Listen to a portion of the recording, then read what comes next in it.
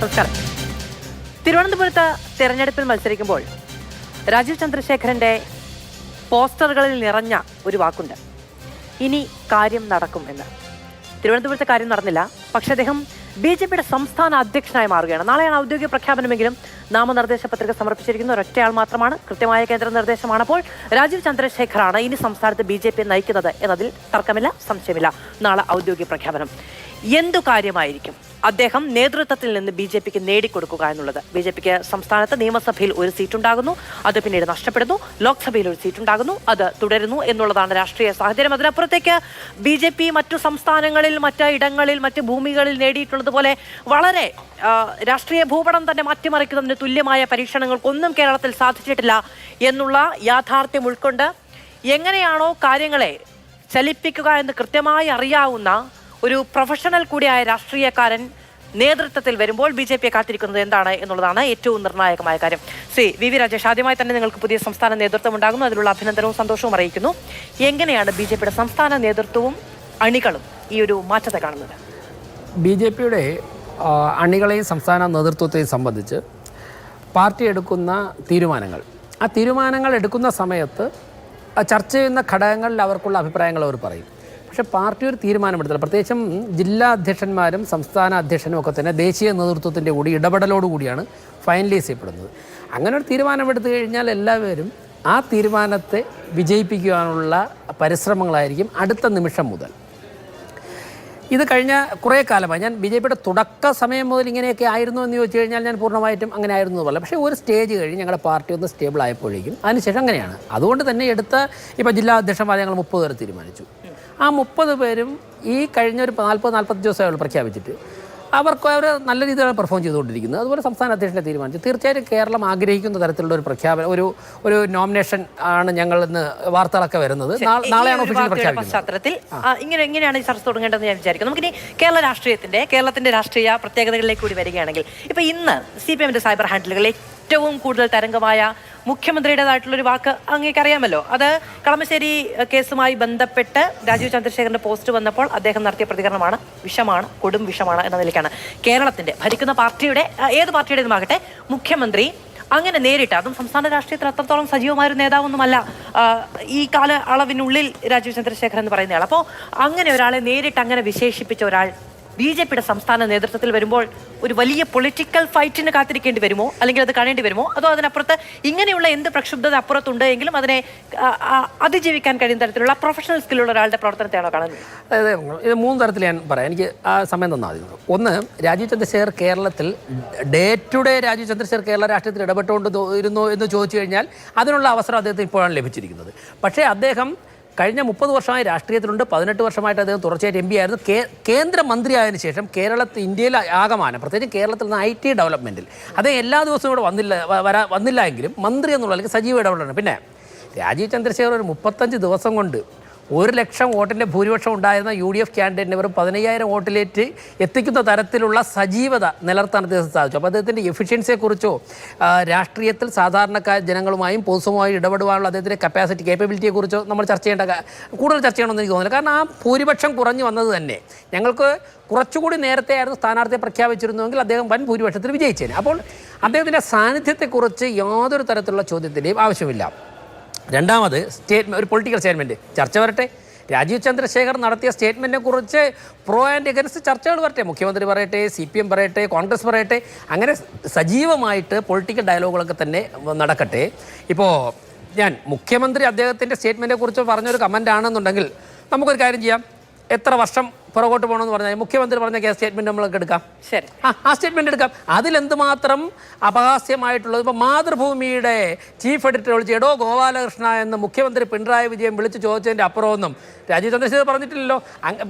NK Premendran, ഇപ്പോൾ MA ബേബിയെ തോൽപ്പിക്കാനാണെങ്കിൽ പോലും MK പ്രേമേന്ദ്രനോട് MA ബേബിയെ തോൽപ്പിക്കുക എന്നുള്ള ഉദ്ദേശത്തോടു കൂടിയായിരിക്കാം പിണറായി വിജയൻ പ്രേമേന്ദ്രൻ അങ്ങനെ പറഞ്ഞു. എങ്കിൽ പോലും ആ വാക്ക് മത്തായി ചോക്ക് കുമ്പസരിച്ചു എന്ന് കേട്ടുകൊണ്ട് പുരോഹിതനെ വിളിച്ച വാക്കിൻ്റെ അത്രത്തോളം രൂക്ഷമായിട്ടൊന്നും വിളിച്ചില്ലല്ലോ.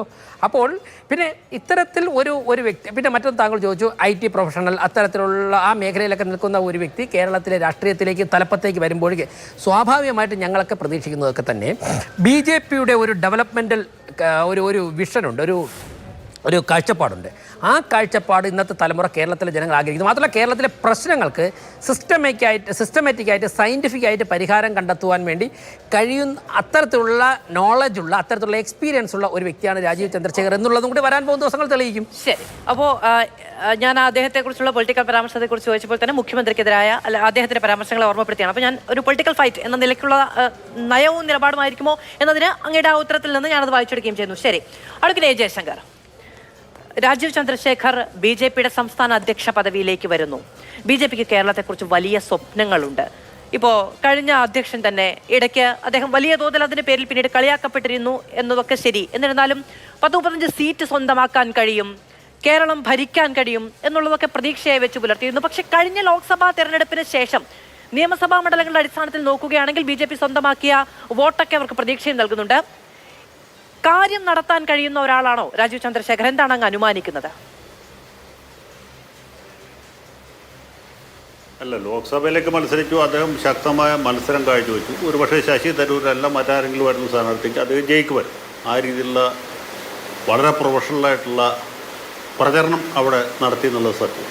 ഇപ്പോൾ രാജേഷ് പറഞ്ഞ പോലെ അദ്ദേഹം താരതമ്യേന കുറഞ്ഞ സമയമേ ആ മണ്ഡലത്തിൽ അദ്ദേഹത്തിന് ലഭിച്ചുള്ളൂ സ്ഥാനാർത്ഥിയായിട്ട് പ്രഖ്യാപിച്ചതിന് ശേഷം. അതും ശരിയാണ്. പക്ഷേ ലോക്സഭയിലേക്ക് മത്സരിച്ച് ഇനിയിപ്പോൾ അദ്ദേഹം ജയിച്ചു എന്ന് തന്നെ വിചാരിക്കാം.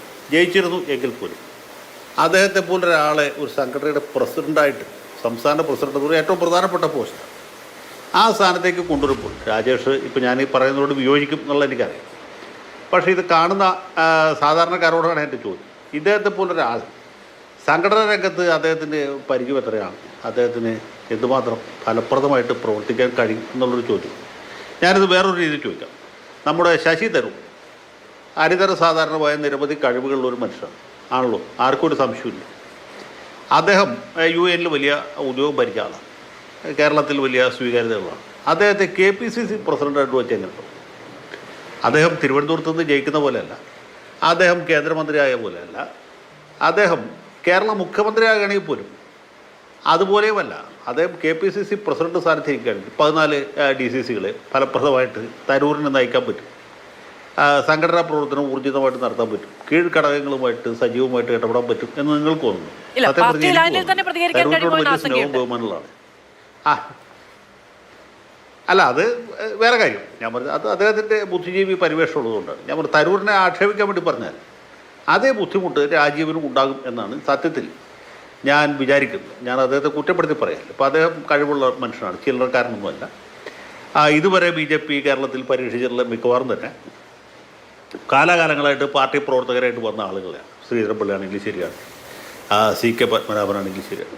ഇവരൊക്കെ തന്നെ ഈ സംഘടനാ രംഗത്തു നിന്ന് വന്നവരാണ്. നേരത്തെ രാജഗോപാൽ, രാമൻപിള്ള, ഇവരൊക്കെ ആ രംഗത്തു നിന്ന് വന്നവരാണ്. ഇദ്ദേഹം മറ്റൊരു ഫീൽഡിൽ നിന്ന് വരുന്നതാണ്. പിന്നെ അതിലൊരു ചെറിയ വ്യത്യാസമുള്ളത് കുമ്മനം രാജശേഖരനെ കൊണ്ടുവന്നാണ്. അദ്ദേഹം തന്നെ തനി BJPക്കാരനായിരുന്നില്ല. അദ്ദേഹം RSSൽ നിന്ന് മറ്റ് ഹിന്ദു ഐക്യവേദിയിൽ കൂടിയൊക്കെ വന്ന ആളാണ്. അതൊഴിച്ചാൽ ബാക്കിയെല്ലാം തന്നെ BJPയിൽ പ്രവർത്തിച്ച് BJPയുടെ വിവിധ ഘടകങ്ങളിൽ പ്രവർത്തിച്ച് സംസ്ഥാന ഭാരവാഹിയായിരുന്നിട്ട് പിന്നെ പ്രസിഡൻ്റായവരാണ്. പക്ഷേ ഈ നമ്മൾ സാധാരണ ക്രിക്കറ്റ് കളിയിലെ തീരെ വിക്കറ്റ് വീഴാണ്ടായി കഴിയുമ്പോൾ ക്യാപ്റ്റൻ ബോളർമാരെ മാറ്റി മാറ്റി പരീക്ഷിക്കില്ല, അതുപോലെ പലരെയും പരീക്ഷിച്ചു. ശ്രീധരൻപിള്ളയുടെ സമയത്ത് ഒരു മുന്നേറ്റം ഉണ്ടാക്കാൻ കഴിഞ്ഞു. കുമ്മനത്തിൻ്റെ സമയത്തും സുരേന്ദ്രൻ വളരെ ജനകീയനായ ഒരു നേതാവാണ്, ജനസ്വീകാരനായിട്ടുള്ള ആളാണ്, പാർട്ടിക്കാരുടെ ഇടയിൽ വലിയ സ്വീകാര്യത ഉണ്ടായിരുന്ന ആളാണ്. പക്ഷേ അദ്ദേഹത്തിന് പോലും പ്രത്യേകിച്ച് ഒരു അത്ഭുതവും സൃഷ്ടിക്കാൻ കഴിഞ്ഞില്ല. മാത്രമല്ല ശബരിമല സമരത്തിൽ സുരേന്ദ്രൻ കുറേ ദിവസം ജയിൽവാസമൊക്കെ അനുഭവിച്ചതിന് ശേഷമാണ് അദ്ദേഹം പ്രസിഡൻ്റായിട്ട് വന്നത്. എന്നിട്ട് പോലും ഉണ്ടായിരുന്നൊരു സീറ്റ് നിലനിർത്താൻ കഴിഞ്ഞില്ല. പിന്നെ പാർലമെൻറ്റ് തെരഞ്ഞെടുപ്പിൽ ഒരു സീറ്റ് ജയിച്ച് നമുക്കറിയാം, സുരേഷ് ഗോപി ആയതുകൊണ്ട് ജയിച്ചാൽ. പക്ഷേ BJPയുടെ വളർച്ച നമുക്ക് കണ്ടില്ലെന്ന് അടിക്കാൻ പറ്റില്ല. കാരണം സമീപകാലങ്ങളിലൊക്കെ ആയിട്ട് അവർ കിട്ടുന്ന വോട്ടിൻ്റെ ഷെയർ വർദ്ധിപ്പിക്കുന്നുണ്ട്. മാത്രമല്ല ഇത് കുറച്ചുകൂടി സൂക്ഷ്മമായിട്ട് നമ്മൾ നോക്കിയാൽ കാണുന്ന ഒരു കാര്യം, ഈ കോൺഗ്രസിൻ്റെ ഹിന്ദു വോട്ട് ബേസ് ഏറെക്കുറെ പൂർണ്ണമായിട്ട് BJP കൈയടക്കി കഴിഞ്ഞു. അതുപോലെ സാമൂഹ്യമായിട്ടുള്ളൊരു മാറ്റം. കേരളത്തിൽ ഹിന്ദുക്കൾ അധികം ഇടതുപക്ഷത്താണ് നിൽക്കുന്നത്, പ്രത്യേകിച്ച് CPMലാണ്. ഹിന്ദുക്കളുടെ പാർട്ടി BJP അല്ല, CPM ആണ്. മറിച്ച് കോൺഗ്രസ്സിൽ കുറേ ഇവർക്ക് സപ്പോർട്ട് ചെയ്യുന്ന ആൾക്കാരുണ്ട്. കോൺഗ്രസ്സിന് സപ്പോർട്ട് ചെയ്യുന്ന ഹിന്ദു വിഭാഗം അത് ഏറെക്കുറെ പൂർണ്ണമായിട്ടും ഇപ്പോൾ BJP കൈയടക്കി കഴിഞ്ഞു. അങ്ങനെ ഒരു സാഹചര്യത്തിലാണ് BJPയുടെ വളർച്ചയുണ്ടായിട്ട്. പക്ഷേ കേരളത്തിൻ്റെ സവിശേഷമായ സാഹചര്യങ്ങൾ, പ്രത്യേകിച്ച് 45% ന്യൂനപക്ഷ വോട്ടുകളുണ്ട്. പിന്നെ 2 മുന്നണിയിലും BJP ഇല്ല. ഇങ്ങനെയൊക്കെയുള്ള പ്രശ്നങ്ങളാണ് അവർക്ക് മുന്നോട്ട് പോകുന്നതിന് തടസ്സമായിട്ട്. അപ്പോൾ അതിലൊരു മേജർ ബ്രേക്ക് ത്രൂ ഉണ്ടാക്കാൻ പറ്റുമോ എന്നുള്ളിടത്താണ് ഇപ്പോൾ രാജീവ് ചന്ദ്രശേഖരനെ ഇവിടെ പരീക്ഷിക്കുന്നതിൻ്റെ പ്രസക്തി എന്ന് ഞാൻ വിചാരിക്കും. ഈ BJPയുടെ കേന്ദ്ര നേതൃത്വത്തിലുള്ള ആളുകൾ പല വിധത്തിലുള്ള കണക്കൂട്ടലുകൾ നടത്തിയിട്ടാണ്, കൂട്ടലും കിഴിക്കലും പല രീതിയിൽ നടത്തിയിട്ടാണ് അദ്ദേഹത്തെ ഇൻട്രൊഡ്യൂസ് ചെയ്യുന്നത്. അദ്ദേഹത്തിന് എന്ത് അത്ഭുതം സൃഷ്ടിക്കാൻ കഴിയും എന്ന് നമ്മളിപ്പോൾ പ്രവചിക്കുന്നതിൽ അർത്ഥമില്ല. പക്ഷേ ഒരു പരീക്ഷണം എന്ന രീതിയിൽ അദ്ദേഹത്തെ അവതരിപ്പിക്കുക, അത് എന്തുമാത്രം ഫലപ്രദമാകും എന്നുള്ളത് വേറെ ചോദ്യം. ശരി, ഞാൻ അങ്ങനെയൊക്കെ വരാം. ഡോക്ടർ പ്രേംകുമാർ, ഇതിനൊരു ടൈമിംഗ് അല്ലേ, അത് പ്രധാനമാണല്ലോ. തെരഞ്ഞെടുപ്പിന് ഏറെക്കുറെ 1 വർഷം എന്ന് നമുക്ക് എണ്ണിത്തിട്ടപ്പെടുത്താവുന്ന ഒരു കാലമാണ്. BJP കഴിഞ്ഞ കുറേ നാളുകളായി പോകുന്ന ഒരു വഴിയുമുണ്ട്. അതിനൊരു മാറ്റം. ഇപ്പോൾ BJP അത്തരത്തിലുള്ള പരീക്ഷണങ്ങൾ നടത്തിയിടങ്ങളിലൊക്കെ അവർക്കത് ക്രിയാത്മകമായി വർക്കൗട്ട് ചെയ്യാൻ കഴിഞ്ഞിട്ടുമുണ്ട് സമീപകാല രാഷ്ട്രീയ ചരിത്രത്തിൽ. അപ്പോൾ 1 വർഷം മുമ്പ് BJPക്ക് ഒരു പുതിയ വഴിയാണ് തുറക്കാൻ പോകുന്നത്, ഒരു പുതിയ മുഖമുണ്ടാകുന്നു, ഒരു പുതിയ നേതൃത്വം ഉണ്ടാകുന്നു. അതിനാവശ്യമായ ഇന്ധനം നൽകാൻ കഴിയുന്ന എല്ലാ വിഭവശേഷിയുമുള്ള ഒരാൾ സംസ്ഥാന നേതൃത്വത്തിലേക്ക് വരികയും ചെയ്യുന്നു. ഇപ്പോൾ ഞാൻ നേരത്തെ ശ്രീ VV രാജേഷിനോട് പറഞ്ഞു, മുഖ്യമന്ത്രിയുടെ പരാമർശം അടക്കം ചൂണ്ടിക്കാണിച്ചുകൊണ്ട് പറഞ്ഞ് വ്യാപകമായി ഷെയർ ചെയ്യപ്പെടുന്നുണ്ട്. അങ്ങനെയാണോ, അതോ അദ്ദേഹം എന്ത് ചെയ്യുന്നു എന്നത് നോക്കിയാണോ, ഇനി ചെയ്യാൻ പോകുന്ന കാര്യങ്ങളെ നോക്കി അതിന് ഒരു രാഷ്ട്രീയ മറുതന്ത്രം എന്ന നിലയ്ക്കാണോ യഥാർത്ഥത്തിൽ CPM, ഇടതുപക്ഷം, BJPയുടെ പുതിയ മാറ്റത്തെ കാണേണ്ടത്? അതായത് മാധു, രാജീവ് ചന്ദ്രശേഖരല്ല ആര് കേരളത്തിൽ പ്രസിഡന്റ് ആയാലും എക്കോ വരും. അത് പരിഹരിക്കാം അങ്ങ് തുടരും. രാജീവ് ചന്ദ്രശേഖരല്ല ആര് പ്രസിഡന്റ് ആയിരുന്നാലും കേരളത്തിൽ ഞങ്ങൾക്കൊന്നും സംഭവിക്കില്ല എന്ന് ഇടതുപക്ഷവും സെക്യുലർ ഫ്രണ്ടും പറയുന്നത് വളരെ എളുപ്പമുള്ളൊരു കാര്യമാണ്. പക്ഷേ യാഥാർത്ഥ്യം അങ്ങനെയാണെന്ന് എനിക്ക് തോന്നുന്നില്ല. ഒരു പ്രശ്നം അഡ്വക്കേറ്റ് ജയശങ്കർ പറഞ്ഞതിൻ്റെ അകത്ത് കൃത്യമായിട്ട് കിടക്കുന്നുണ്ട്. സംഘടനാ പരിചയമില്ലാത്ത ഒരാളാണ് പ്രസിഡന്റ് ആവുന്നത്. അല്ലെങ്കിൽ കേരളത്തിൽ ഇതുവരെ ഉണ്ടെന്ന് നമ്മളെല്ലാവരും കേൾക്കുന്ന കൃഷ്ണദാസ് പക്ഷം, സുരേന്ദ്രൻ പക്ഷം, ശോഭാ സുരേന്ദ്രൻ പക്ഷം എന്നൊക്കെ പറഞ്ഞിട്ട് ഈ എല്ലാ പക്ഷങ്ങളെയും നിഷ്പ്രഭരാക്കിക്കൊണ്ടാണ് രാജീവ് ചന്ദ്രശേഖർ എന്ന് പറഞ്ഞ ഒരു ടെക്നോക്രാറ്റിനെ BJPയുടെ സംസ്ഥാന പ്രസിഡന്റ് ആക്കുന്നത്. അത് ഈ കാലത്ത് BJP ഇന്ത്യയിൽ മുന്നോട്ട് വെക്കുന്ന ഒരു പൊളിറ്റിക്സിൻ്റെ കൃത്യമായ റെപ്രസെൻറ്റേഷൻ ആണെന്നാണ് ഞാൻ വിചാരിക്കുന്നത്. നിയോ ഫാസിസ്റ്റ് എന്ന് പറയുന്ന, അതായത് ഒരു സീസൺഡ് പൊളിറ്റീഷ്യൻ അല്ലാത്ത ഒരാളെ, ഒരു ടെക്നോക്രാറ്റ്, ഒരു അൾട്രാ റിച്ച് കാറ്റഗറിയിലുള്ള പ്രൊപ്പഗൻഡ ബിസിനസ്സിൽ ഭീകരമായിട്ട് ഇൻവെസ്റ്റ് ചെയ്ത് അതിനകത്ത് വിജയം കണ്ടിട്ടുള്ള ഒരു മനുഷ്യനെ പ്രസിഡന്റ് ആക്കിയിട്ട് കൊണ്ടുവരുന്നു. അതിലൂടെയാണ് ഇനിയുള്ള ഭാവി പൊളിറ്റിക്സ് എന്നുള്ളൊരു തിരിച്ചറിവിൽ നിന്നുകൂടെ ആയിരിക്കണം ഇങ്ങനൊരു തീരുമാനം എടുത്തിട്ടുണ്ടാവുക.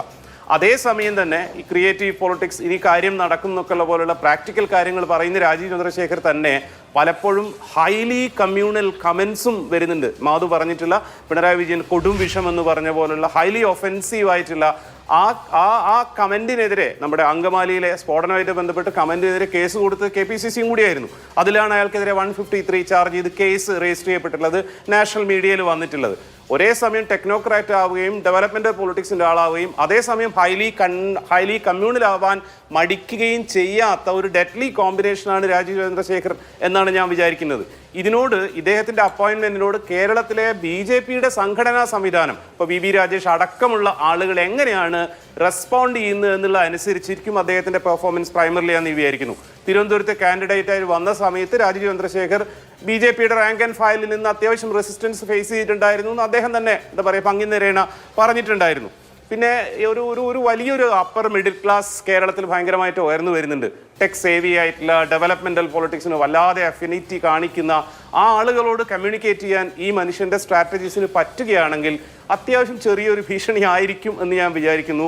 ഇടതുപക്ഷമായിരുന്നാലും കോൺഗ്രസ് ആയിരുന്നാലും അതിനനുസരിച്ച് റിഫൈൻ ചെയ്യേണ്ടതുണ്ടാവും. അപ്പം ശോഭാ സുരേന്ദ്രനോ K സുരേന്ദ്രനോ അല്ലെങ്കിൽ കൃഷ്ണദാസോ പ്രസിഡന്റ് ആയിരുന്നുവെങ്കിൽ ഇത് ഇത്ര വലിയ ചർച്ചയോ ഇത്ര വലിയ റിപ്പിൾസോ കേരള പൊളിറ്റിക്സിൽ ഉണ്ടാക്കുമായിരുന്നില്ല. ഒരു ചേഞ്ച് എന്തായിരുന്നാലും കൊണ്ടുവരുന്നുണ്ട് BJPയുടെ പ്രസിഡന്റായിട്ട് ഇയാൾ വരുന്നതിലൂടെ UDFനും LDFനും ബാധകമായൊരു ചേഞ്ച് വരുന്നുണ്ട്. അതിനെ എങ്ങനെയാണ് ടേക്ക് ഓൺ ചെയ്യുക, അതിനെ എങ്ങനെയാണ് റെസിസ്റ്റ് ചെയ്യുക എന്നുള്ളതിൽ ബാക്കി പാർട്ടികൾ കാണിക്കുന്ന റെസ്പോൺസിനും കൂടി ചേർന്നുകൊണ്ടായിരിക്കും ഇതിന്റെ റിസൾട്ട്സ് നമുക്ക് കാണാൻ പറ്റുക.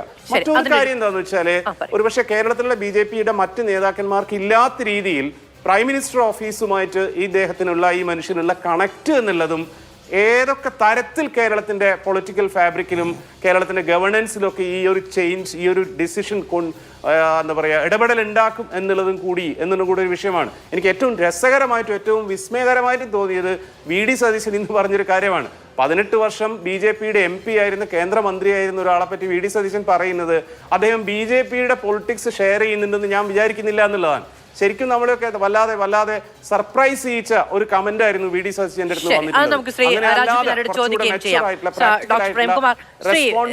അടുത്ത് ചെയ്താൽ ഇത് ശ്രീ രാജു പിന്നാർ, ഇപ്പോൾ ഇന്ന് മുഖ്യമന്ത്രിയുടെ ആ കമന്റിനെയും വി ഡി സതീശിന്റെ ആ കമന്റിനെയും സോഷ്യൽ മീഡിയ വലിയ തോതിൽ താരതമ്യം ചെയ്യുന്നുണ്ട്.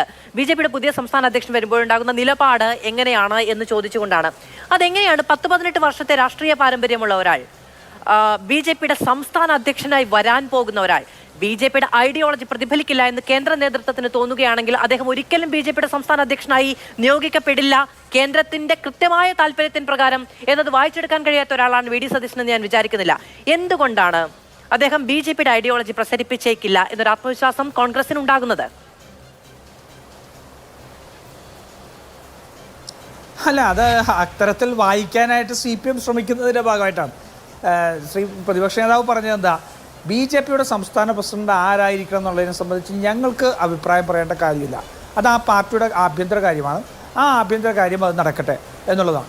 പിന്നെ രാജീവ് ചന്ദ്രശേഖരൻ ഒരു BJPക്കാരനായിട്ടൊന്നുമില്ല. അത് പറഞ്ഞതിൻ്റെ ഉദ്ദേശം ഈ BJP ഇന്ന് കേരളത്തിലെ BJPക്ക് എന്താ പറയുക, BJPയുടെ ആശയങ്ങളിൽ ഊന്നി നിന്ന് പ്രവർത്തിക്കുന്ന ആൾക്കാരെല്ലാം ഇവിടെ നിൽക്കുമ്പോൾ അതിനപ്പുറം ചില ലക്ഷ്യങ്ങളോടുകൂടി BJPയോട് കച്ചവട താല്പര്യവും എല്ലാം വെച്ചിട്ടുള്ള ലക്ഷ്യങ്ങളോടെ BJPയിൽ പങ്കുചേർന്നിട്ടുള്ള ഒരാളെ ഇന്ന് പ്രാമുഖ്യം കൊടുക്കുന്നു. അതിനപ്പുറം രാജീവ് ചന്ദ്രശേഖരെ ഏതാണ്ട് ക്ലീൻ ചിറ്റ് കൊടുത്തു എന്നുള്ളതൊന്നും ചിന്തിക്കരുത്. ഞങ്ങൾ പ്രതിപക്ഷ നേതാവ് തന്നെ പറഞ്ഞത് തന്നെ വളരെ ക്ലിയർ ആണല്ലോ.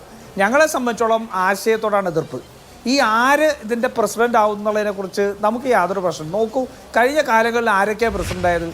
കുമ്മനം രാജശേഖരൻ കേരളത്തിലെ ഒരുമാതിരിപ്പെട്ട ഈ പറയുന്ന BJPക്കാർക്കും RSSകാർക്കും എല്ലാം സ്വീകാരനായിട്ടുള്ള കുമ്മനം രാജശേഖരൻ BJPയുടെ പ്രസിഡൻ്റായിട്ട് വന്നു. അദ്ദേഹം തന്നെ തിരുവനന്തപുരത്ത് മത്സരിച്ചിട്ട് ജയിക്കാൻ സാധിച്ചില്ലല്ലോ, 2 തവണ മത്സരിച്ചിട്ട് ജയിക്കാൻ സാധിച്ചില്ലല്ലോ. അതുപോലെ തന്നെ സുരേന്ദ്രൻ വന്നു. സുരേന്ദ്രൻ വന്നിട്ട് 2020 സുരേന്ദ്രൻ വരുന്നത്. അതിനുശേഷം പഞ്ചായത്ത് തെരഞ്ഞെടുപ്പ് നടന്നു, അതിനുശേഷം അസംബ്ലി തെരഞ്ഞെടുപ്പ് നടന്നു, പിന്നെ ഒരു ലോക്സഭാ തെരഞ്ഞെടുപ്പ് നടന്നു, ഇതിനിടയ്ക്ക് ഉപതെരഞ്ഞെടുപ്പുകൾ നടന്നു. ഒരൊറ്റ തെരഞ്ഞെടുപ്പിൽ പോലും ആ പാർട്ടിക്ക് പെർഫോം ചെയ്യാൻ പറ്റിയില്ല. ആകെ കൂടി അവസാനത്തെ ഇതിൽ ഉള്ള തൃശ്ശൂരെ വിജയം മാത്രം. അതിൻ്റെ കാര്യങ്ങളിലേക്ക് നമുക്ക് പിന്നീട് വേണമെങ്കിൽ കടക്കാം. അതിനപ്പുറം ഒരൊറ്റ തെരഞ്ഞെടുപ്പിൽ പോലും പുള്ളിക്ക് പെർഫോം ചെയ്യാൻ പറ്റിയില്ല. എന്ന് മാത്രമല്ല 2 സ്ഥലത്ത് മത്സരിച്ചിട്ട് പോലും അദ്ദേഹത്തിന് വിജയിക്കാനും സാധിച്ചില്ല. നോക്കൂ, BJP അവരുടെ ജയിക്കുന്ന സംസ്ഥാനങ്ങളിൽ പോലും ഒരു തെരഞ്ഞെടുപ്പ് ജയം കഴിഞ്ഞാൽ ആ BJPയുടെ സംസ്ഥാന പ്രസിഡന്റ് ഉൾപ്പെടെ ടീമിനെ മാറ്റിക്കൊണ്ടുള്ള ഒരു പതിവ് നമുക്ക് പല സംസ്ഥാനങ്ങളിൽ നമുക്ക് കാണാൻ കഴിയും. അങ്ങനെ ജയിക്കുന്ന സംസ്ഥാനങ്ങളിൽ പോലും BJP സംസ്ഥാന പ്രസിഡന്റുമാരെ മാറ്റുമ്പോൾ എന്തുകൊണ്ടാണ് നിരന്തരം പരാജയപ്പെടുന്ന കേരളത്തിൽ സംസ്ഥാന പ്രസിഡന്റിനെ മാറ്റാത്തത് എന്നുള്ളൊരു ചോദ്യം ഞാൻ ഉൾപ്പെടെ ഉന്നയിച്ചിരുന്നു. എന്താ അതിൻ്റെ അർത്ഥം എന്നുള്ളത് നമുക്ക് എല്ലാവർക്കും സംശയമുണ്ടായി. ഞാൻ കുറച്ച് ദിവസം മുമ്പാണ് പറഞ്ഞത്, BJPയിൽ K സുരേന്ദ്രൻ മാറുന്ന സാഹചര്യം ഉണ്ടായിക്കഴിഞ്ഞാൽ അവിടെ രാജീവ് ചന്ദ്രശേഖർ അഭികാമ്യനായി മാറും. രാജീവ് ചന്ദ്രശേഖർ അഭികാമ്യനായി മാറുന്നത് BJPയുടെ സംഘടന വളർത്തുന്ന ഒരു സംസ്ഥാന പ്രസിഡന്റിനെ കേരളത്തിൽ ആവശ്യമുണ്ട് എന്നുള്ളത് കൊണ്ടല്ല. BJPയെ ബെറ്റർ പൊസിഷനിലേക്ക് എത്തിക്കുന്ന ഒരു സംസ്ഥാന പ്രസിഡന്റ് ആവശ്യമുണ്ടെന്നുള്ളത് കൊണ്ടല്ല. BJPക്ക് കേരളത്തിൽ പിണറായി വിജയനെ 3ാമത്തെ പ്രാവശ്യം അധികാരത്തിൽ എത്തിക്കാൻ കഴിയുന്ന ഒരു സംസ്ഥാന പ്രസിഡന്റിനെ വേണം എന്നുള്ളതാണ്. K സുരേന്ദ്രന്റെ മെറിറ്റ് എന്ന് പറയുന്നത് പിണറായി വിജയന് ഒരു സെക്കൻഡ് ടേം കൂടി കൊണ്ടാക്കി കൊടുക്കുന്ന രീതിയിൽ രാഷ്ട്രീയ സെറ്റിൽമെന്റ് ഉണ്ടാക്കി എന്നുള്ളതാണ്. ആ സെറ്റിൽമെന്റുകൾക്ക് സാധിക്കുന്ന ഒരു സംസ്ഥാന പ്രസിഡന്റിനപ്പുറം ഈ പാർട്ടിയെ ഏതെങ്കിലും രീതിയിൽ നയിക്കുന്ന ഒരാളെന്നുള്ള ഒരു മെറിറ്റിലേക്കല്ല പോകുന്നത്. അതിന് സുരേന്ദ്രനെ നമ്മൾ അറിയാവുന്ന കേസുകളെല്ലാം അറിയാം. പിണറായി വിജയനായിട്ട് നടത്തുന്ന സെറ്റിൽമെന്റ് സുരേന്ദ്രൻ മാറിക്കഴിഞ്ഞാൽ പിന്നെ വരേണ്ട ഒരാളാരാ? അത് EP ജയരാജനൊപ്പം ബിസിനസ് പോലും ചെയ്യുന്ന, കച്ചവടം മാത്രം രാഷ്ട്രീയത്തിൽ കൊണ്ട് നടക്കുന്ന, എല്ലാ തരത്തിലും ഈ പറയുന്ന സാമ്പത്തിക സ്രോതസ്സുള്ള ഒരു ആള്, അത് CPM ആയിട്ടുള്ള സെറ്റിൽമെന്റ് ഉണ്ടാക്കുന്നതിന് വേണ്ടി കേന്ദ്രത്തിൻ്റെ നയങ്ങൾ നടപ്പിലാക്കത്തക്ക രീതിയിൽ ഒരു പക്ഷേ അത് ശോഭാ സുരേന്ദ്രനോ MT രമേശിനോ നടത്താൻ കഴിയില്ല. അത് കേന്ദ്രത്തിന്റെ നയം നടപ്പാക്കേണ്ടത് ശരി. രാജീവ് ഓക്കേ. ചന്ദ്രശേഖരനാണെന്ന് അവർ ശരി, തീരുമാനിച്ചിട്ടുണ്ടാവും. അതിന്റെ പ്രതിഫലനമാണ് ഈ നേതൃമാറ്റം എന്നുള്ളതാണ് കോൺഗ്രസ് വിലയിരുത്തുന്നത്. പിന്നെ ബി.ജെ.പിയുടെ ഐഡിയോളജി ഉള്ള ആളല്ല എന്ന് പറയുമ്പോൾ വി.ഡി. സതീശന് അദ്ദേഹത്തിന്റെ വാക്കുകൾ എങ്ങനെ പ്ലേസ് ചെയ്യണം, എങ്ങനെ കമ്മ്യൂണിക്കേറ്റ് ചെയ്യണം എന്ന കാര്യത്തിൽ എന്തെങ്കിലും ഒരു ആശങ്കയുള്ളതായി എനിക്ക് കാലയളവിനിടയിൽ തോന്നിയിട്ടില്ല. അതുകൊണ്ട് അത് വായിച്ചെടുത്തതാണ്, ദുർവ്യാഖ്യാനം ചെയ്തതാണ് തുടങ്ങി ഉള്ള പ്രതിരോധ മാർഗങ്ങളെ അങ്ങനെ തന്നെ ബഹുമാനിക്കുകയും ചെയ്യുന്നു. ശ്രീ രാജു പി നായർ, ശ്രീ വി രാജേഷ്, ഇപ്പോൾ നിങ്ങളങ്ങനെ മൂന്നാം ടേം പിണറായി സർക്കാരിന് ഉണ്ടാക്കി കൊടുക്കാൻ വേണ്ടി ഒരുക്കിയെടുത്ത നേതാവാണ് രാജീവ് ചന്ദ്രശേഖരൻ എന്നുള്ളതാണ് അദ്ദേഹത്തിൻ്റെ ഒരു വിമർശനം എന്ന് പറയുന്നത്. പക്ഷേ അങ്ങ് പറയുന്നു പ്രഗത്ഭനായ ഒരാളാണ്, അദ്ദേഹം വളരെ പ്രായോഗിക രാഷ്ട്രീയത്തിൽ അങ്ങനെ ഇടപെട്ടിട്ടുണ്ടോ എന്നുള്ളതിനപ്പുറത്ത് ദേശീയ രാഷ്ട്രീയത്തിൽ സജീവമായിരുന്നു തുടങ്ങിയ കാര്യങ്ങളൊക്കെ. അദ്ദേഹം ഈ ലോക്സഭാ തെരഞ്ഞെടുപ്പിന് ശേഷം പെട്ടെന്നൊരു റിട്ടയർമെന്റ് പ്രഖ്യാപനം നടത്തുന്നു, പിന്നീട് ആ പോസ്റ്റ് ഡിലീറ്റ് ചെയ്യുന്നു. ഈ കളമശ്ശേരി ബോംബാക്രമണവുമായി ബന്ധപ്പെട്ട് അദ്ദേഹം ഒരു പോസ്റ്റ് നടത്തുന്നു, വ്യാപകമായി വിമർശിക്കുന്നു. പ്രളയവുമായി ബന്ധപ്പെട്ട് അദ്ദേഹം ഒരു പോസ്റ്റ് ഇടുന്നു, അത് പിന്നീട് പിൻവലിക്കേണ്ടി വരുന്നു. അത് വി ശിവൻകുട്ടി അത് 2018 സിനിമയാണ് എന്നടക്കം പരിഹസിച്ച് പോസ്റ്റ് ഇടുന്നു. അപ്പോൾ അദ്ദേഹത്തിന് കേരളത്തിന്റെ രാഷ്ട്രീയം അറിയാത്തൊരു പ്രശ്നമുണ്ട്, അത് പ്രകടവുമാണ്. അല്ല, ഇത്രയും റിസർച്ച് ചെയ്തിട്ടും 5-6 മണിക്കൂർ കൊണ്ട് ഇത്രയും കാര്യങ്ങളാണല്ലോ മാധ്യമങ്ങൾക്കും എല്ലാവർക്കും കിട്ടിയത്. 1-2 പോസ്റ്റിൻ്റെ കാര്യത്തിൽ അദ്ദേഹം പൊതുപ്രവർത്തനത്തിൽ സജീവമായിട്ട് ഞാൻ ഉണ്ടാകുമെന്നാണ് മന്ത്രിസ്ഥാനം മാറിയ സമയത്ത് ഇട്ട പോസ്റ്റ്. അദ്ദേഹം പൊതുപ്രവർത്തനം ഞാൻ സജീവമായിട്ടുണ്ടാകും എന്നുള്ള തരത്തിലുള്ളൊരു പോസ്റ്റാണ് ഇട്ടിരുന്നത്. ബാക്കി ഓരോ പോസ്റ്റുകളെ കുറിച്ചും ഞാൻ പറയാൻ പറ്റില്ല. കാരണം നമ്മുടെയൊക്കെ തന്നെ FB പോസ്റ്റ് എടുത്തു കഴിഞ്ഞാൽ ഇപ്പോൾ ഏതെല്ലാം തരത്തിലുള്ള വിമർശനങ്ങൾ വിധേയമായിട്ടുണ്ട്. ഞാൻ അതിനു മുമ്പ് മാവ് ചോദിച്ച ചോദ്യത്തിലേക്ക് വരാം. അതിനു മുമ്പ് ഇവിടെ അഡ്വക്കേറ്റ് ജയശങ്കർ അദ്ദേഹം ഉൾപ്പെടെ ഗൗരവമായി നടത്തിയ ചില നിരീക്ഷണങ്ങൾക്ക് പാർട്ടിയുടെ സിസ്റ്റത്തിൽ നിന്ന് പ്രവർത്തിക്കുന്ന പ്രവർത്തനം എന്നുള്ളതൊക്കെ ഞാനത് ക്ലാരിഫൈ ചെയ്യേണ്ടതായിട്ടുണ്ട്. അതായത് ഒരു കാര്യം ഇവിടെ പലരും പറഞ്ഞത്, അദ്ദേഹം BJPയുടെ ദൈനംദിന പ്രവർത്തനങ്ങളിലൂടെ ഇപ്പോൾ ബൂത്ത് പ്രസിഡന്റോ മണ്ഡലം പ്രസിഡന്റോ ജില്ലാ പ്രസിഡന്റോ ഒക്കെ ആയിട്ട് വന്ന ആളല്ല എന്നുള്ളത് ഇപ്പോൾ സംസ്ഥാന പ്രസിഡന്റ് ആകുമ്പോഴേക്കും അതും കൂടെ ആകണമായിരുന്നല്ലോ എന്നവരൊക്കെ തന്നെ പറഞ്ഞു. ഞാനതിനെ പോസിറ്റീവായിട്ട് തന്നെ എടുക്കുന്നു. ഞാൻ ഒരു കാര്യം പറയട്ടെ, അങ്ങനെയല്ല. നമുക്കെല്ലാവർക്കും അറിയാം അദ്ദേഹം അങ്ങനെ പ്രവർത്തിച്ച് കേന്ദ്രമന്ത്രിയാവുകയോ ഇപ്പോൾ സംസ്ഥാന പ്രസിഡന്റായ വ്യക്തിയല്ല. പക്ഷേ അങ്ങനെ പ്രവർത്തിച്ച് വന്നവരാണല്ലോ ഈ ഇരിക്കുന്ന എല്ലാ പേരും.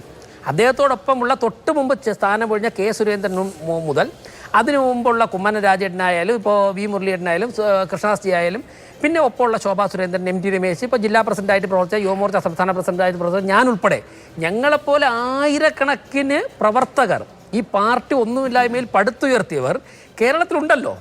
അപ്പോൾ രാജീവ് ചന്ദ്രശേഖർ പാർട്ടിയുടെ ലീഡർഷിപ്പിൽ നിന്നും പാർട്ടിയെ നയിക്കുമ്പോൾ ബാക്കി എല്ലാ കാര്യങ്ങളും അദ്ദേഹം തന്നെയാണ്. ഈ കാര്യങ്ങളിലെല്ലാം ഞങ്ങളെ നയിക്കുന്നത്. അങ്ങനെയല്ല ഞാൻ പറഞ്ഞത്. ഏതെങ്കിലും തരത്തിൽ അദ്ദേഹം നേരത്തെ പാർട്ടിയുടെ സംസ്ഥാന സെക്രട്ടറിയോ ജനറൽ സെക്രട്ടറിയോ ഒന്നും ആയിട്ടില്ല എങ്കിൽ ഇതൊരു സിസ്റ്റമല്ലേ. ആ സിസ്റ്റത്തിൽ ഈ കാലഘട്ടത്തിൽ ഇനി രാജീവ് ചന്ദ്രശേഖറിന് സമൂഹത്തിൽ അദ്ദേഹത്തിന് പൊതുരംഗത്ത് നിൽക്കുന്നതിൽ അദ്ദേഹത്തിന് കോൺട്രിബ്യൂട്ട് ചെയ്യാൻ പറ്റുന്ന, ഇല്ലെങ്കിൽ ഞങ്ങളോടൊപ്പം ഉള്ളതിൽ അദ്ദേഹത്തിന് മാത്രം കോൺട്രിബ്യൂട്ട് ചെയ്യാൻ പറ്റുന്ന ഒരുപാട് കാര്യങ്ങളുണ്ട്. ഞാൻ വേറൊന്ന്, സംഘടനാ സിസ്റ്റം ഞങ്ങൾക്കുണ്ട്. BJPക്ക് സംഘടനാ സിസ്റ്റം കേരളത്തിലെന്ന് ആർക്കും പറയാൻ സാധിക്കില്ലല്ലോ. ഇനി രാജീവ് ചന്ദ്രശേഖർ കഴിഞ്ഞ 10, 20, 30, 40 വർഷമായിട്ട് അദ്ദേഹം പ്രവർത്തിച്ച മേഖലകൾ, ഇപ്പോൾ ഞാൻ ഒറ്റ ഉദാഹരണം പറയണം. അതായത് മൊബൈൽ ഫോൺ വിപ്ലവം അദ്ദേഹം കൊണ്ടുവന്നു. അദ്ദേഹം ആ ടെക്നോളജി ആദ്യം പരീക്ഷിച്ചത് കടലിൽ മീൻ പിടിക്കാൻ പോകുന്ന ആൾക്കാർ. ആദ്യം ഇവിടെ തിരുവനന്തപുരത്ത് ടെസ്റ്റ് ചെയ്യാൻ വരുമ്പോൾ ഉൾക്കടലിൽ ചെന്നിട്ട് റേഞ്ച് കിട്ടുമെന്നാണ് നോക്കിയത്. അത് ഏറ്റവും കൂടുതൽ വാജ്പേയി ഗവൺമെൻറ് ഒക്കെ സമയത്ത് പ്രയോജനപ്പെട്ടിട്ടുള്ള സാധാരണക്കാരായ മത്സ്യത്തൊഴിലാളികളായിട്ടായിരുന്നു. അപ്പോൾ ഇപ്പോൾ തന്നെ നമ്മളെ QR code Narendra Modi government online ട്രാൻസാക്ഷനൊക്കെ ഇൻട്രൊഡ്യൂസ് ചെയ്തപ്പോഴേക്കും അതിലേറ്റവും കൂടുതൽ പങ്ക് വഹിച്ചത് ശ്രീ രാജീവ് ചന്ദ്രശേഖരൻ. ഇപ്പോൾ തന്നെ ഞാൻ കഴിഞ്ഞ ദിവസം സംസാരിച്ചപ്പോഴേക്കും മനസ്സിലാക്കുന്നത് ഓസ്ട്രേലിയൻ ഗവൺമെൻറ്റുമായി അവരുടെ IT നയം ചർച്ച ചെയ്യുന്ന ഒരു മീറ്റിങ്ങിൽ അദ്ദേഹം നാളെ പങ്കെടുക്കേണ്ടതായിരുന്നു. ഇപ്പോൾ പാർട്ടി പ്രസിഡന്റ് ആവാനുള്ള ആലോചന ഉള്ളതുകൊണ്ട് PMOയിൽ നിന്ന് തിരിച്ചു വിളിച്ചതാണ്. അപ്പോൾ മറ്റൊരു രാജ്യത്ത് പോയിട്ട് ആ രാജ്യത്തിൻ്റെ IT നയം ഉൾപ്പെടെ ഡിസ്കസ് ചെയ്യാനുള്ള പോളിസി ഇംപ്ലിമെൻറ്റ് ചെയ്യുന്നതിൽ ആ ശേഷി അദ്ദേഹത്തിനുണ്ട്. അപ്പോൾ അദ്ദേഹത്തിനുള്ള ആ കഴിവുകൾ ഞങ്ങളുടെ സംഘടനാ സിസ്റ്റവുമായി ക്ലബ്ബ് ചെയ്ത് പ്രയോജനപ്പെടുത്തി കഴിഞ്ഞാൽ കേരളം ആഗ്രഹിക്കുന്ന ഒരു ലീഡർഷിപ്പാണ് രാജീവ് ചന്ദ്രശേഖർ എന്നുള്ളതിൽ ഞങ്ങൾക്ക് അങ്ങേയറ്റത്തെ അഭിമാനബോധമാണുള്ളത്. ഇവിടെ ഇനി അല്ല ശരിയെന്ന് പറഞ്ഞാൽ 3 പേര് പറഞ്ഞിട്ട് ഞാൻ പറയുമ്പോൾ ശരിയെന്ന് പറഞ്ഞാൽ എങ്ങനെ ഒന്നിൻ്റെ കാര്യം കൂടെ പറഞ്ഞോട്ടെ.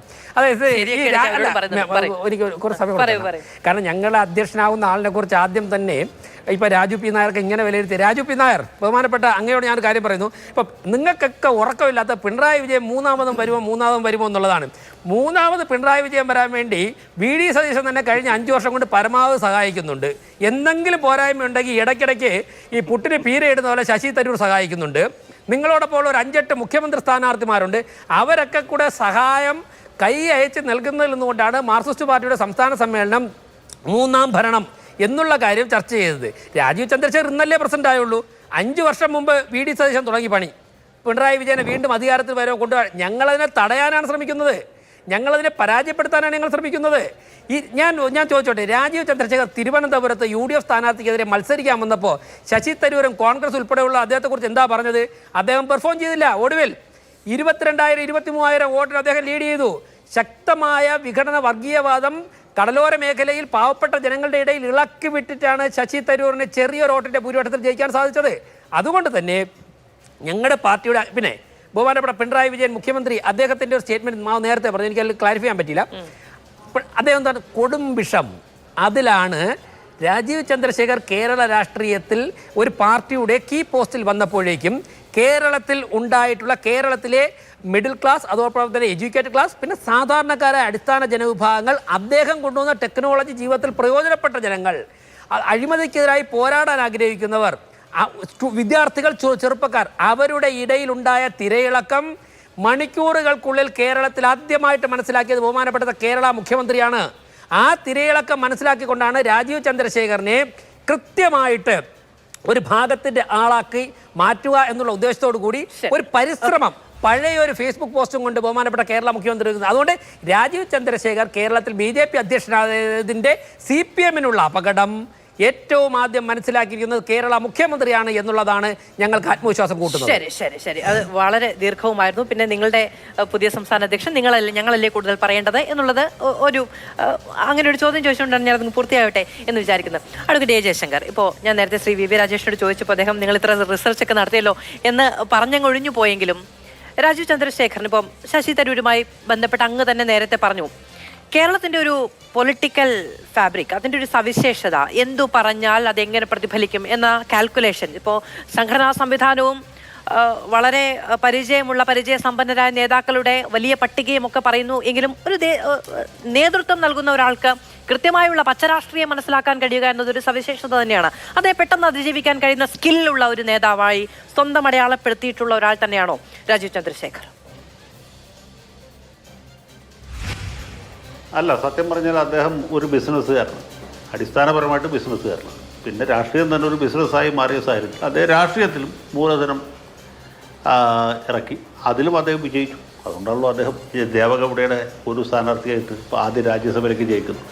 പിന്നീട് അദ്ദേഹം കുറച്ചുകൂടി മെച്ചപ്പെട്ട മേച്ചൽപ്പുറം എന്ന രീതിയിൽ BJP സ്വീകരിച്ചു. BJP അദ്ദേഹത്തെ സ്വീകരിച്ചു, അദ്ദേഹത്തെ കേന്ദ്രമന്ത്രിയാക്കി, അദ്ദേഹത്തെ തിരുവനന്തപുരം പോലൊരു മണ്ഡലത്തിൽ, തിരുവനന്തപുരത്ത് മത്സരിക്കാൻ ആളില്ലാത്തതുകൊണ്ടല്ല, എത്രയോ നേതാക്കന്മാരുണ്ട്, അവരൊക്കെ പിന്തള്ളി അദ്ദേഹത്തെ തിരുവനന്തപുരത്ത് BJPയുടെ കേന്ദ്ര നേതൃത്വം അദ്ദേഹത്തെ പരീക്ഷിച്ചത്. BJPയുടെ കേന്ദ്ര നേതൃത്വത്തിലിരിക്കുന്ന ആളുകൾ വലിയ ഗടാഗടിയന്മാരാണ്, അവരൊരുപാട് റിസർച്ച് ചെയ്തിട്ടാണ് ഒരു സ്ഥാനാർത്ഥിയെ ഇൻട്രൊഡ്യൂസ് ചെയ്യുക. അപ്പോൾ അങ്ങനെ ചെയ്തു. അപ്പോൾ ഇദ്ദേഹം നമ്മളിപ്പോൾ അദ്ദേഹത്തെ താരതമ്യം ചെയ്ത് സത്യത്തിൽ ശശി തരൂരിനോടല്ല, അത് ട്രംപിനോടാണ്. ട്രംപാണല്ലോ ഇതുപോലെ ഒരു വലിയ ബിസിനസ്സുകാരൻ രാഷ്ട്രീയത്തിൽ വന്ന് അവിടെ അസൂയാവഹമായ വിജയം നേടി. ഇതുപോലത്തെ ഒരു പരീക്ഷണമാണ് ഇപ്പോൾ BJP ചെയ്തത്. പിന്നെ നമുക്ക് ആർക്കും ചിന്തിക്കാൻ പറ്റാത്ത ചില ലോജിക്കായിരിക്കും BJPക്കാർ പലപ്പോഴും പ്രയോഗിക്കുക.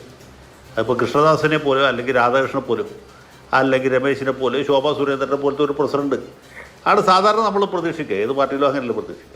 പക്ഷേ തീർത്തും വ്യത്യസ്തരായ, തീർത്തും ആരും പ്രതീക്ഷിക്കാത്ത രീതിയിലുള്ള ഒരാളെ കൊണ്ടുവരിക എന്ന് പറയുമ്പോൾ അതിൻ്റെ വേറൊരു രാഷ്ട്രീയമുണ്ട്.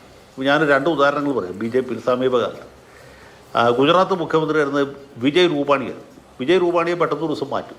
അപ്പോൾ അവിടെ ധാരാളം യോഗ്യന്മാരുണ്ട്, ഉപമുഖ്യമന്ത്രി ആയിരുന്ന ആളുണ്ട്, പാർട്ടി സംസ്ഥാന പ്രസിഡന്റുണ്ട്. ഇവരൊക്കെ ഇങ്ങനെ വർണ്ണമാല്യം വീഴാൻ വേണ്ടി കാത്തിരിക്കുന്ന മറ്റേ ഈ ഹിന്ദുമതി സ്വയംവരത്തിലൊക്കെ രാജാക്കന്മാരിരുന്ന പോലെ ഇരിക്കുകയാണ്. ഇപ്പോൾ എൻ്റെ കഴുത്തിൽ വീഴും എന്ന് വിചാരിച്ചു. പക്ഷേ അമിത്ഷാ 7ാമത്തെ റോയിലിരിക്കുന്ന ഒരാളുടെ നേരെ ചൂടിയത് ആ പുള്ളി ഉണ്ടല്ലോ, അദ്ദേഹമാണ്. അപ്പോൾ അദ്ദേഹം ആദ്യമായിട്ട് ജയിച്ച ആളാണ് ഭൂപൻ ഭായ് പട്ടേൽ എന്ന് പറ്റുള്ള അദ്ദേഹത്തിൻ്റെ പേര്. ആർക്കും അറിയാത്ത ഒരു ആളാണ് പുള്ളി. ആദ്യമായിട്ട് നിയമസഭയ്ക്ക് ജയിച്ച ഒരു റിയൽ എസ്റ്റേറ്റുകാരൻ. അദ്ദേഹമാണ് നമ്മുടെ പുതിയ മുഖ്യമന്ത്രി എന്ന് അദ്ദേഹം തന്നെ ഞെട്ടിപ്പോയി. ആ ഹാളിലിരുന്ന് എല്ലാവരും ഞെട്ടിപ്പോയി. കാരണം എന്ന് വെച്ചാൽ ആരും പ്രതീക്ഷിച്ചില്ല അദ്ദേഹം മുഖ്യമന്ത്രിയാണ്. അദ്ദേഹം മുഖ്യമന്ത്രി അടുത്ത തെരഞ്ഞെടുപ്പിൽ BJP വലിയ ഭൂരിപക്ഷത്തോടെ ജയിച്ചു. അതുപോലെ മധ്യപ്രദേശിൽ പാർട്ടി ഏതാണ്ട് തോറ്റ അവസ്ഥയിലെത്തിയിരുന്നു. എല്ലാ അഭിപ്രായ വോട്ടിലും BJP പുറകിലാണ്. പക്ഷേ അവിടെ ഒരു VS അച്യുതാനന്ദൻ എന്ന് പറഞ്ഞ രീതിയിൽ നമ്മുടെ അന്നത്തെ മുഖ്യമന്ത്രി ശിവരാജ് സിംഗ് ചൗഹാൻ ഉണ്ട്. ചൗഹാൻ്റെ വ്യക്തിപരമായിട്ടുള്ള ഒരു വലിയ ഹാലോ ഉണ്ടായിരുന്നു. ആ BJP അധികാരത്തിൽ തിരിച്ചു. അത് ചൗഹാൻ നടപ്പാക്കിയ ഈ സ്ത്രീകൾക്ക് വേണ്ടി നടപ്പാക്കിയ ചില ക്ഷേമ പദ്ധതികളൊക്കെ ഭയങ്കരമായിട്ട് കേസി. സ്ത്രീകളൊക്കെ ക്യൂ നിന്ന് ഇദ്ദേഹത്തിന് വോട്ട്. അങ്ങനെ ആ വിജയ മുഹൂർത്തത്തിൽ അദ്ദേഹത്തെ മാറ്റി. അദ്ദേഹത്തോട് പറഞ്ഞു ഇത്രയും പണിക്കൻ്റെ പണി നന്നായിട്ട് നാളെ തൊട്ട് പണിയണ്ട എന്ന് പറഞ്ഞപ്പോൾ ഇപ്പോൾ പുള്ളിയെ ദേശീയ രാഷ്ട്രീയത്തിൽ കൊടുത്തു. ഞാൻ പരിഹാസമായിട്ട് പറഞ്ഞതല്ല. അത് ഇപ്പോൾ കേന്ദ്ര മന്ത്രിസഭയിൽ 5ാം സ്ഥാനക്കാരന് പറ്റുള്ളൂ. പക്ഷേ ആരും പ്രതീക്ഷിക്കാത്ത ഒരാളെ പെട്ടെന്ന് അവിടെ മുഖ്യമന്ത്രിയായിട്ട് ഇൻട്രൊഡ്യൂസ് ചെയ്യാം. അതിനൊക്കെ അവർക്ക് അവരുടേതായ കാരണങ്ങൾ അതിൻ്റെ കാര്യങ്ങളുമുണ്ട്. ആ രീതിയിലുള്ള ഒരു പരീക്ഷണമാണ് ഇവിടെ നടത്തിയിട്ടുള്ളതെന്ന് ഞാൻ വിചാരിക്കും. ഇതിൻ്റെ റിസൾട്ട് എന്താണെന്ന് ഇപ്പോൾ പറയാൻ പറ്റില്ല. പിന്നെ പ്രേംകുമാർ പറഞ്ഞതിൽ വലിയൊരു കാര്യമുണ്ട്. ഞാൻ അദ്ദേഹത്തോട് ആ ഒരു പരിധി വരെ യോജിക്കുകയാണ്. കാരണം പുതിയ കാലത്ത് പഴയ തരത്തിലുള്ള നേതാക്കന്മാരെ അല്ല ആളുകൾ പ്രതീക്ഷിക്കുന്നത്. ആ ട്രാക്ക് മാറി തുടങ്ങി. ഉദാഹരണത്തിന് ശശി തരൂരിനെ വീണ്ടും ജയിക്കുന്നത് അദ്ദേഹത്തെ പോലെ ഒരാളെ പ്രതീക്ഷിക്കുന്ന ഒരു വിഭാഗം വോട്ടർമാരുണ്ട്. പ്രത്യേകിച്ച് നഗരവാസികൾ, അഭ്യസ്തവിദ്യരായ ആളുകൾ, ഈ ഇടത്തരക്കാർ. അവരുടെ ഇടയിൽ പുതിയ നേതൃത്വത്തെക്കുറിച്ച് ഒരു കൺസെപ്റ്റ് ഉണ്ട്. അത് ഇംഗ്ലീഷ് നന്നായിട്ട് പറയാൻ അറിയുന്ന ആളായിരിക്കണം. ആൾ കാഴ്ചയിൽ യോഗ്യനായിരിക്കണം. മറ്റേത് പണം ഉണ്ടാകുക എന്നുള്ളത് ഒരു നേതാവിന് ഒരു അയോഗ്യതയായിട്ട് കണക്കാക്കാൻ പാടില്ല. ഇങ്ങനെയൊക്കെയുള്ള ചിന്താഗതി നമ്മുടെ നാട്ടിലും വർദ്ധിച്ചു വരുന്നുണ്ട്. അപ്പോൾ ആ വിഭാഗത്തിൽപ്പെട്ട വോട്ടർമാർ, ഈ എഡ്യൂക്കേറ്റഡ് ആയിട്ടുള്ള അല്ലെങ്കിൽ എൻലൈറ്റൻഡ് ആണ് എന്ന് സ്വയം വിചാരിക്കുന്ന ആളുകളെ അഡ്രസ്സ് ചെയ്യാൻ പറ്റിയ ഒരു നേതാവാണ് രാജീവ് ചന്ദ്രശേഖർ. പക്ഷേ പാർട്ടിയുടെ പരമ്പരാഗതമായ വോട്ട് ബേസ് ശക്തമായിട്ട് അദ്ദേഹത്തിന് സംരക്ഷിക്കാൻ പറ്റണം, എന്നാലേ രക്ഷയുള്ളൂ. പിന്നെ സംഘടനാ രംഗത്ത് BJP വളരെ ശക്തമാണ്, അതിൽ യാതൊരു സംശയമില്ല. പണത്തിനും യാതൊരു ക്ഷാമമില്ല. പണം വളരെ പ്രധാനമാണ്. ഈ സംഘടനാ സംവിധാനവും പണവുമുണ്ട്. ഇപ്പോൾ ഇദ്ദേഹത്തെ പോലെ വേറൊരു തരത്തിൽപ്പെട്ട ഒരു നേതാവിനെ കൊണ്ടുവരാൻ സാധിക്കും. ഇതെത്രയാണ്. പക്ഷേ ഇതിൽ രാജു പി നായരുടെ നാക്കത്ത് ഗുളികനാണോ എന്ന് ഞാൻ സത്യമായിട്ട് ഭയപ്പെടുന്നു. ഞാൻ അദ്ദേഹത്തെ കുറ്റപ്പെടുത്തി പറയുകയല്ല. ഈ രാജീവ് ചന്ദ്രശേഖരെ പോലൊരാൾ BJPയുടെ നേതൃത്വത്തിൽ വരികയും അവരുടെ സംഘടനാ സംവിധാനവും പണവും ഉപയോഗിച്ച് ഇവർ തെരഞ്ഞെടുപ്പിൽ മെച്ചപ്പെട്ട പ്രകടനം കാഴ്ചവെക്കുകയും ചെയ്താൽ നമ്മുടെ സുഹൃത്തുക്കളായ രമേശ് ചെന്നിത്തലയും PD സതീശനും ഒക്കെ ഇനിയും ഒരുപാട് കാലം കാത്തിരിക്കേണ്ടി വരും എന്നാണ് ഞാൻ ഭയപ്പെടുന്നത്. അങ്ങനെയാണെങ്കിൽ 3ാം പിണറായി സർക്കാർ എന്ന് പറഞ്ഞ സാധനം ഉണ്ടാകാനുള്ള എല്ലാ സാധ്യതയുണ്ട്. കാരണം ഈ ഭരണവിരുദ്ധ വികാരം എന്ന് പറഞ്ഞൊരു സംഗതി നമ്മുടെ നാട്ടിലുണ്ട്, നല്ലപോലെ ഉണ്ട്. അത് BJPക്കും കോൺഗ്രസിനും BJPക്കും UDFനും ഇടയ്ക്ക്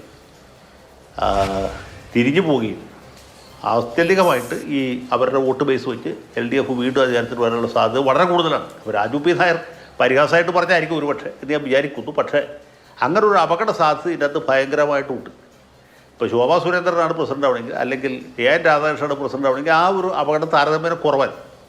രാജീവ് ചന്ദ്രശേഖർ വരുമ്പോൾ BJPക്കാർ ഉത്തേജിതരാവുകയും പിന്നെ മറ്റു വിധത്തിൽ വോട്ട് ചെയ്യാൻ പോകാത്ത വിഭാഗത്തിൽപ്പെട്ട ആളുകൾ അല്ലെങ്കിൽ ഭരണവിരുദ്ധ വികാരമുള്ള ആളുകളൊക്കെ ഒരുപക്ഷെ BJPയെ പരീക്ഷിക്കാനും സാധ്യതയുണ്ട്. അതിൻ്റെ അർത്ഥം BJP ജയിക്കുന്നു, അവർക്കിവിടെ ഭൂരിപക്ഷം കിട്ടുന്നു, മന്ത്രിസഭ ഉണ്ടാവുന്നൊന്നുമല്ല. അതൊക്കെ വളരെ വളരെ വിദൂരമായിട്ടുള്ള കാര്യങ്ങളാണ്. പക്ഷേ ഇവർ ഭിന്നിപ്പിക്കുന്ന വോട്ട് തീർച്ചയായിട്ടും UDFന് ഒരു വലിയ അപകടമായിട്ട് മാറാനുള്ള സാധ്യതയുണ്ട്. നമ്മൾ പറയുന്നത് ഊഹത്തിൻ്റെ അടിസ്ഥാനത്തിലാണ്. അപ്പോൾ സ്വാഭാവികമായിട്ടും ഇങ്ങനെയൊക്കെയുള്ള അപകടങ്ങൾ ഇതിനകത്തുണ്ട്. അപ്പോൾ BJPക്ക് പുതിയ പ്രസിഡന്റ് വരുമ്പോൾ സത്യത്തിൽ പേടിക്കേണ്ടത് LDF അല്ല, നേരെ പറഞ്ഞ് കോൺഗ്രസും UDFും ആണ്. ശരി, ഞാൻ അതിലേക്ക് വരാം. ഡോക്ടർ പ്രേംകുമാർ, BJPക്ക് പുതിയൊരു നേതൃത്വം വരുന്നു.